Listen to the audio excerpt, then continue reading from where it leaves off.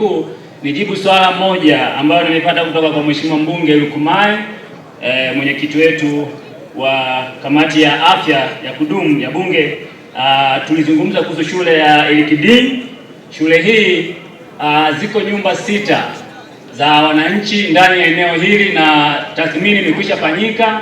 Zinahitajika shilingi milioni 300 ili kuweza kuwalipa wananchi hawa wakaachia eneo hili, na nyumba hizi kwa ubora wake zinaweza zikatumika kwa matumizi mengine ya serikali ya miundombinu ya elimu. Kwa hiyo Mheshimiwa Waziri Mkuu, tayari tumekwisha pokea maombi haya katika ofisi yako ya Mheshimiwa Waziri Mkuu TAMISEMI, na tumewaelekeza halmashauri kutenga bajeti na kuweza kuwalipa hizi milioni 300 na ili wananchi waweze kuachia eneo hili. Mheshimiwa Waziri Mkuu, kwa maslahi ya muda naomba kuwasilisha pamoja na zile hoja zote za kiujumla tumezichukua. Wasaidizi wako katika ofisi yako Mheshimiwa Waziri Mkuu, tunakwenda kuzifanyia kazi.